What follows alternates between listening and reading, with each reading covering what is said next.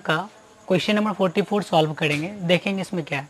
तो इसमें दिया हुआ है क्या, if the four consecutive coefficient in any binomial expansion be a b c d then prove that a plus b by a b plus c by b and c plus d by b are in H P. तो सबसे पहले हम लोग क्या करते हैं, progression series के बारे में जान लेते हैं क्या क्या है।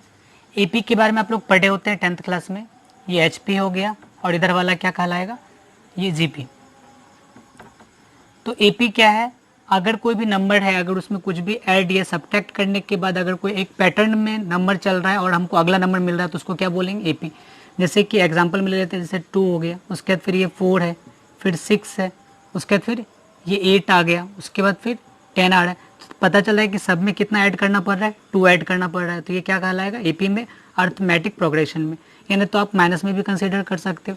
जैसे कि एग्जाम्पल में ले लेते हैं, ये 10 है, ये 8, 6, 4, 2। तो इसमें सब में क्या करना पड़ रहा है, 2 माइनस करना पड़ रहा है। तो एडिशन या सब्ट्रैक्शन करने के बाद अगर वो एक सर्टेन नंबर को सब्ट्रैक्ट करने के बाद या ऐड करने के बाद अगर हमको अगला नंबर फॉर्म हो रहा है तो समझ जाएंगे वो क्या है, एपी है। ठीक, एचपी क्या होता है, तो एपी का जस्ट अपोजिट, एपी का रेसिप्रोकल ही क्या कहलाता है, एचपी कहलाता है। तो रेसिप्रोकल ऑफ एपी क्या कहलाएगा, एचपी। एज्यूम कर लीजिए A1, A2, उसके बाद फिर A3, A4, ये सब एपी में है।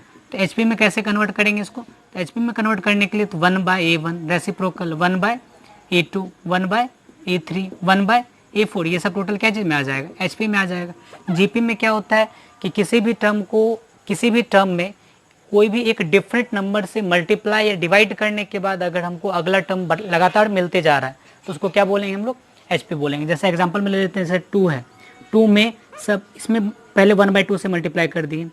ठीक, तो अब 2 में 1/2 से मल्टीप्लाई करेंगे तो क्या मिलेगा, 1। फिर अगले में 1/1 में फिर 1/2 से मल्टीप्लाई कर देंगे तो क्या मिलेगा, 1/2। फिर 1/2 में अगले में 1/4 से मल्टीप्लाई कर देंगे, फिर 1/4 में 1/2 से मल्टीप्लाई कर देंगे। समझे बात को, तो 1/2 से मल्टीप्लाई करेंगे तो 1/8, फिर 1/8 में फिर 1/2 से मल्टीप्लाई करेंगे तो 1/16। तो ये एक पैटर्न है जिसमें कि हम लोग क्या कर रहे हैं, 1/2 से बार बार इसको मल्टीप्लाई कर रहे हैं। तो जो अगला टर्म बन रहा है, जो सीरीज बन रहा है, वो क्या कहलाता है, ज्योमेट्रिक प्रोग्रेशन कहलाता है। हम लोग को इसमें प्रूव करना है कि एचपी में है। तो आप लोग को पता है अभी तुरंत क्या बताया गया कि एचपी जो है वो एक्चुअल में एपी का रेसिप्रोकल होता है। तो हम लोग पढ़े हुए हैं क्या, पहले एपी पढ़े हुए हैं, तो हम लोग एपी की हेल्प से इसको सिद्ध करेंगे। ठीक है, तो अगर ये एचपी है तो इसको अगर एपी में कन्वर्ट करना होगा तो अभी तुरंत बताया गया है कि एचपी किसका रेसिप्रोकल होता है, एपी का। अगर हम लोग फिर एचपी का रेसिप्रोकल कर देंगे तो वो किस में कन्वर्ट हो जाएगा, एपी में। यानी क्या, a by a plus b, फिर b by b plus c and c by c plus d are in AP होना चाहिए ना। क्यों, अगर ये आपका एचपी में है तो इसका रेसिप्रोकल क्या चीज में होगा, एपी में होगा। तो दोनों में से किसी को भी एक को प्रूव करो, बन जाएगा काम। तो एपी में एपी का क्या कंडीशन रहता है, तो एपी का कंडीशन मैं यहाँ लिख देता हूँ। ठीक, क्या कंडीशन है एपी के लिए, तो याद रखना, अगर A1, A2, A3 तीनों एपी में हो, if A1, A2, A3 are in AP, then conditions क्या होता है, तो इसका कॉमन डिफरेंस दोनों का सेम होगा। तो A2 minus A1 is equals to A3 minus A2। फिर अगर करते हैं A2 plus A2 is equals to A1 plus A3, तो क्या आ जाएगा, 2A2 is equals to A1 plus A3। या तो ये कंडीशन हो गया एपी में, अगर तीनों एपी में तो ये कंडीशन को फॉलो करेगा, या नहीं तो A1 प्लस A3 बाय 2, या तो ये कंडीशन को फॉलो करेगा। तो यानी कंडीशन 2 है, 2A2 is equals to A1 plus A3, यानी तो A2 is equals to A1 plus A3 by 2। तो ये दोनों में से अगर किसी को भी हम लोग प्रूव कर लेते हैं तो मेरा काम बन जाएगा। तो यहाँ बोला गया है क्या कि if the 4 consecutive coefficient of an binomial expansion, क्या आपको बायनोमियल एक्सपेंशन दिया हुआ है, नहीं ना। तो सबसे इजीएस्ट बायनोमियल एक्सपेंशन क्या होता है, 1 प्लस एक्स। इसको लेट कर लिए, 1 plus x to the power n, एक बायनोमियल एक्सपेंशन लेट किए हुए हैं। तो इसका तो बोला गया है क्या कि जो टर्म है वो टर्म का कोएफिशिएंट दिया हुआ है, ए दिया हुआ है, बी दिया हुआ है, सी दिया हुआ है और डी दिया हुआ है। तो एज्यूम कर लेते हैं कि फर्स्ट टर्म का कोएफिशिएंट है तो T1, एज्यूम कर लिए T1 का कोएफिशिएंट है NC0, T2 का कोएफिशिएंट है NC1, फिर T3 इसका कोएफिशिएंट होगा NC2, उसके बाद फिर T4 का कोएफिशिएंट होगा NC3।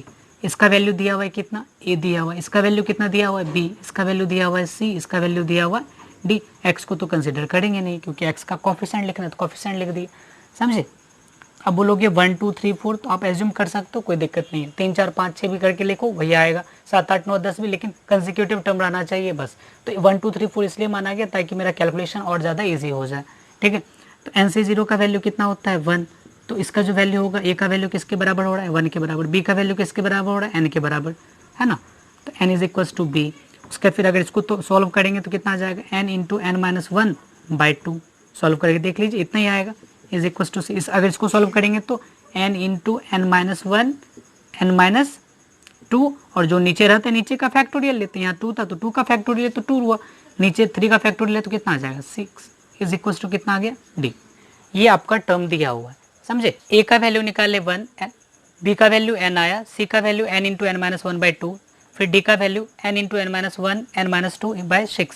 तो अब एक एक करके इसमें पुट करते हैं। तो सबसे पहले क्या करते हैं ए बाय ए प्लस बी का वैल्यू निकालते हैं। तो ए का वैल्यू 1 आया हुआ है, बाय ए का वैल्यू कितना है 1 प्लस बी का वैल्यू एन, तो इसका वैल्यू कितना आया 1 बाय एन प्लस 1।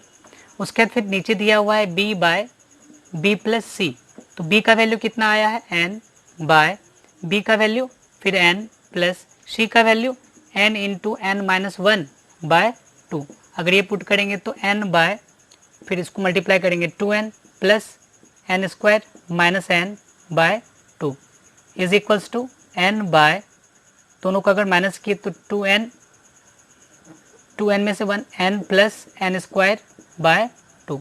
फिर आगे करते हैं तो देखेंगे क्या क्या, n के नीचे कुछ नहीं तो 1 है, फिर मल्टीप्लाई में 2 बाय n कॉमन कर लेंगे n प्लस 1, ये दोनों कैंसिल हो गए। तो यानी b by b plus c का जो वैल्यू आया है वो 2 बाय n प्लस 1 आया हुआ है, ठीक है। तो चलिए उसके बाद फिर इधर मिटा रहे हैं, ठीक। तो सबका वैल्यू मेरे ख्याल से दिमाग में रखोगे, यानी तो उतार लेना, ठीक है। तो b बाय सी का वैल्यू आया, लास्ट बचा हुआ है कि इसका c by c plus d, इसका वैल्यू। तो c का वैल्यू कितना निकाले थे हम लोग n इंटू एन माइनस 1, ये ना था c का वैल्यू, उधर n minus by 2 divided by n into N minus 1/2 plus इसका वैल्यू था n into N minus 1 N minus 2/6, ये वैल्यू आया हुआ था। तो क्या करते हैं ऊपर वाला में n इंटू एन माइनस 1/2 है तो रहने दिए, बाय इधर से n इंटू एन माइनस 1/2 को कॉमन कर लिए, तो कॉमन करेंगे तो यहाँ पे क्या बचेगा 1 प्लस n माइनस n/2 को कॉमन किए बाहर आ गया, यहाँ पे क्या बचेगा तो n माइनस 2 बचा हुआ है और नीचे में बचेगा 3, क्योंकि तब ना ये दोनों मल्टीप्लाई होकर 6 हो जाएगा, तो ये दोनों क्या हो गया कैंसिल। फिर अगर देखते हैं कितना आ जाएगा 1/3 को n से 3 को इससे मल्टीप्लाई करेंगे 3 फिर n, तो कितना आ जाएगा n माइनस, और एक यहाँ पे 2 बचा हुआ है ना, 2 बचा हुआ है, सॉरी 2 भी कैंसिल हो गया पूरी तरह से, ठीक है। तो कितना वैल्यू आ जाएगा इसका, तो इसके नीचे कुछ नहीं तो 1, 3 को 1 से मल्टीप्लाई किया 3 प्लस फिर यहाँ पे क्या आ जाएगा n minus 2/3 is equals to, क्या लिखिएगा अब आगे, तो अब आगे लिखते हैं 1 बाय फिर आगे क्या आ जाएगा n प्लस 1/3, फिर आगे अगर इसको सॉल्व करते हैं तो 3/1 प्लस n, ये आ गया आपका टोटल। तो सबका वैल्यू हम लोग क्या करते हैं एक जगह लिस्ट कर लेते हैं, सबके वैल्यू को आराम से लिस्ट करेंगे, देखेंगे क्या क्या पैटर्न इसमें आ रहा है, ठीक है। तो चलिए, तो आप लोग शायद लिख लिए होंगे, तो हम इसको मिटा रहे हैं, चलिए मिटाते हैं। तो a बाई बी का वैल्यू यहाँ पे लिख देते हैं टोटल, तो किसका इसका वैल्यू कितना आया हुआ है c by c plus d का जो वैल्यू आया हुआ है वो आया हुआ है आपका 3/n प्लस 1, ठीक है। सबका वैल्यू आपको पता है। तो अब आपको ये प्रूव्ड करना है क्या कि ये तीनों एपी में है। अगर ये एपी में है तो एपी के लिए क्या कंडीशंस था बताइए।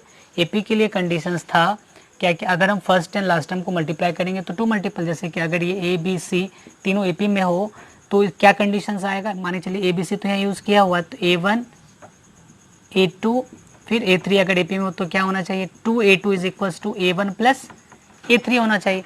तो 2 इंटू A2 का वैल्यू कितना है, A2 का वैल्यू कितना दिया हुआ है B प्लस सी, जो बीच वाला रहता है वो A2 है, तो A2 का वैल्यू कितना दिया 2 into n plus 1 is equals to A1 किसको बोला गया, तो ये total A by a plus b, तो A by a plus b को क्या बोला गया 3/n प्लस 1 प्लस A3 को क्या बोला गया है, A3 को ये बोला गया, तो इसका वैल्यू कितना है, उल्टा लिख दिया ना, तो ये इसका वैल्यू दिया हुआ आपका 1/1 प्लस n, ठीक, तो ये A3 का वैल्यू ये दिया हुआ, A1 का वैल्यू ये दिया, कोई फर्क नहीं पड़ेगा एडिशन में, दोनों को ऐड करेंगे 4/n+1 is equals to 4/n+1, दोनों इक्वल हो गया। तो क्या स्टेटमेंट आया कि ये तीनों क्या चीज़ में, AP में है, तो क्या लिख सकते हो A/A+B, hence we can say that क्या A/A+B,